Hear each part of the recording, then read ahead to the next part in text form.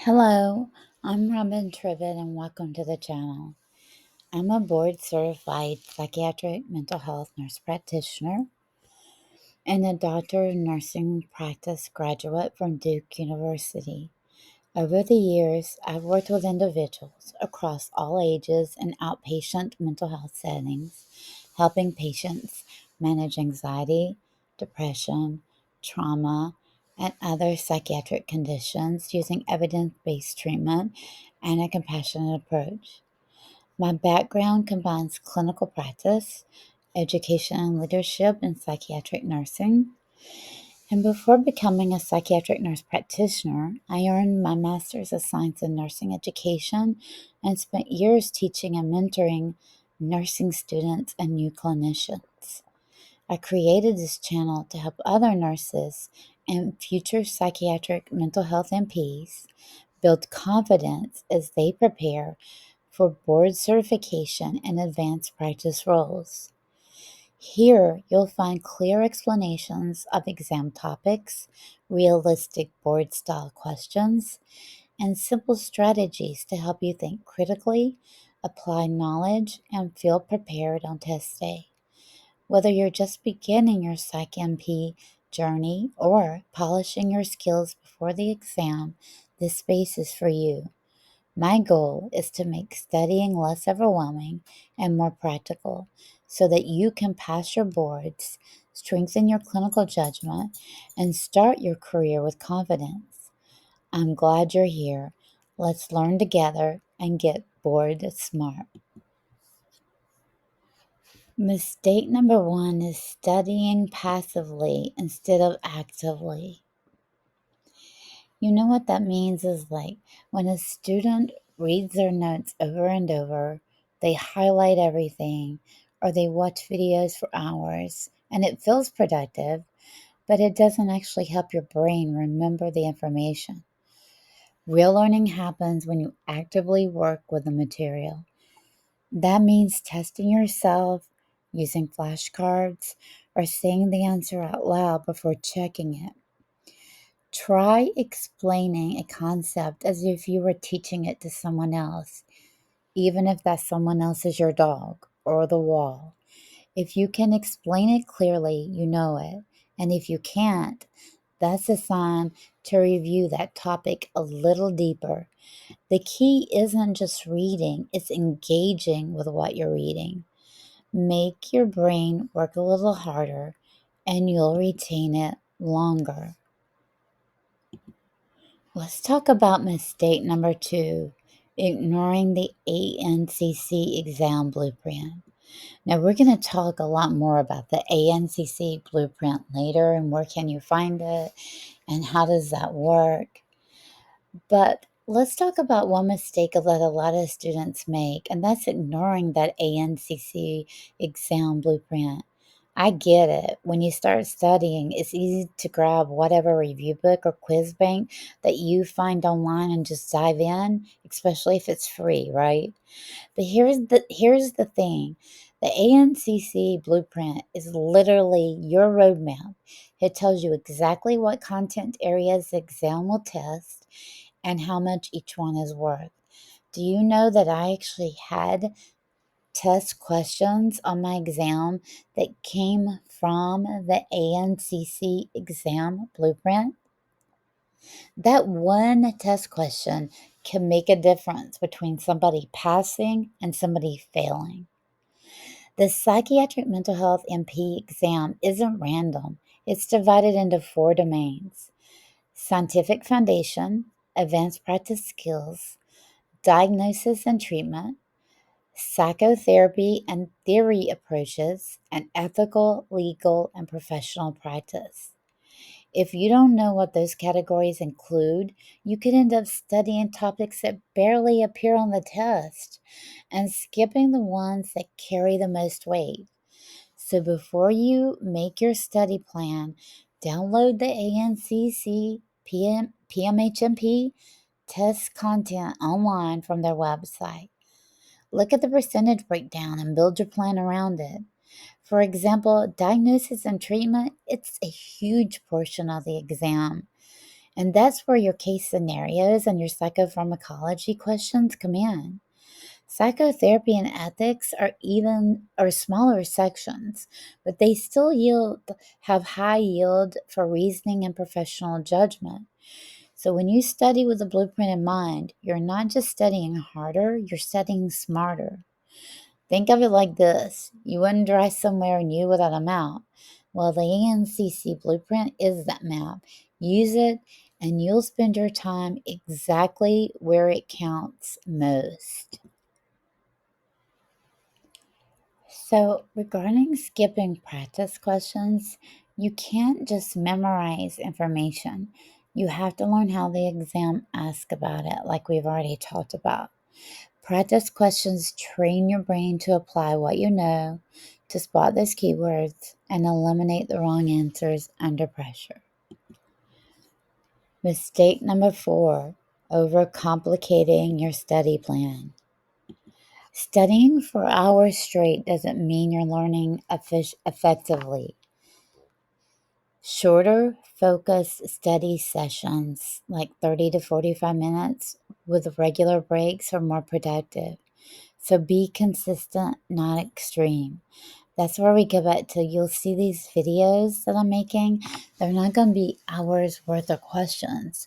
They're going to be several questions with rationales about why the correct answer is correct and why the rest of the answers are not correct.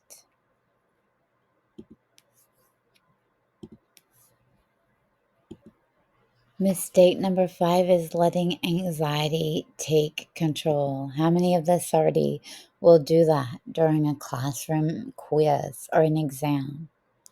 It's normal to feel nervous about boards, but anxiety can trick you into thinking you're not ready.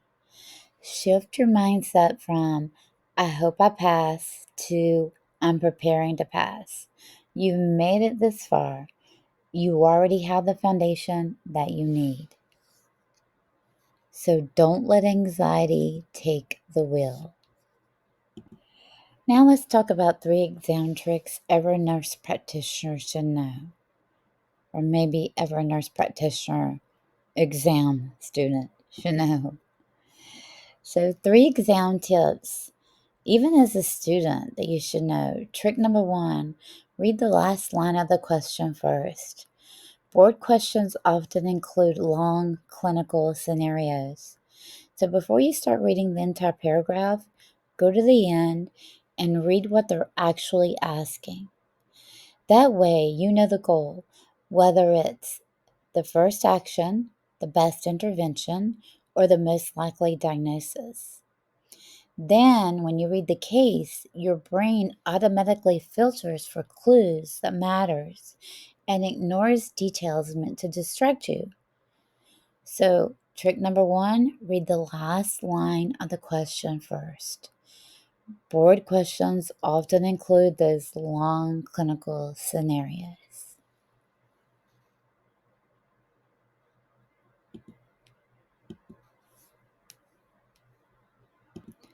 Trick number 2, eliminate wrong answers before picking the right one. Now, as nursing students, we've already learned to do this, right? Even when you're unsure, removing clearly wrong or unsafe options boosts your odds. So look for answers that contradict patient safety, violate ethics, or go against therapeutic communication. They're almost never correct. And we'll talk a lot about therapeutic communication because I feel like that's a lot of the weakest link in these test taking exams. But once you've narrowed it down to 2 good choices, choose the one that's safest, most evidence based, and within your nurse practitioner scope of practice.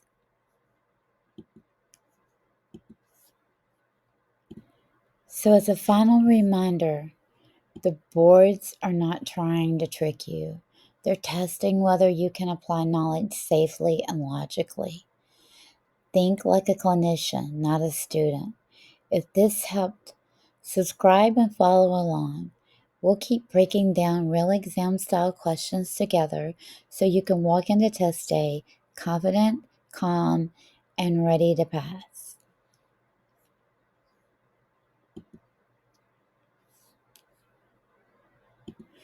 And finally, before we jump in, here's just how to get the most out of each of these videos. Pause after each question.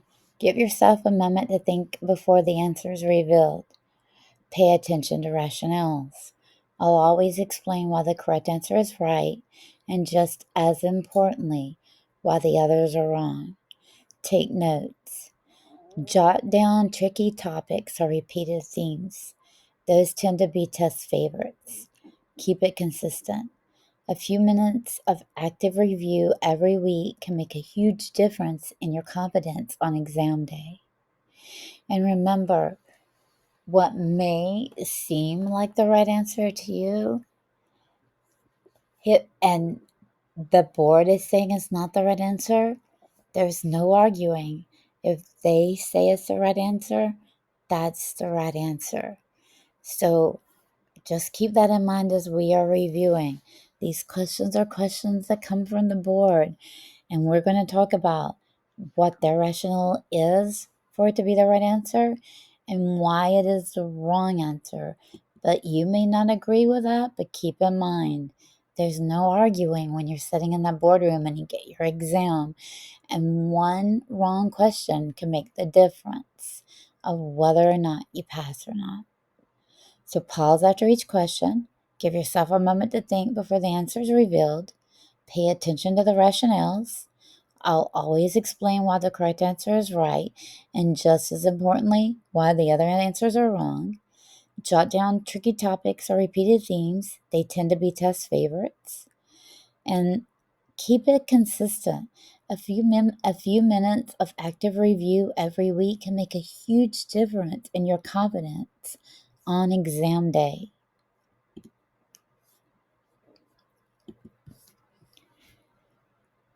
So to wrap up, if you have a topic suggestion or question, please leave them in the comments. I'd love to hear what you'd like to see next. And if you're interested in working with a personal tutor or learning more about how to start your own private practice, please email me at the email address below. And don't forget to subscribe, comment, give the video a thumbs up. For more psych, mental health, MP, board prep, clinical insights, and exam strategy videos, those help get those into your algorithm. Also, share this with other students because you can make study groups out of these. You can look at a question, pause, talk about the right answer, and then move on. I look so forward to meeting all of you, being a part of this journey, and helping you to walk out of that exam whether I passed. Thank you so much for watching. I'll see you in the next one. Bye-bye.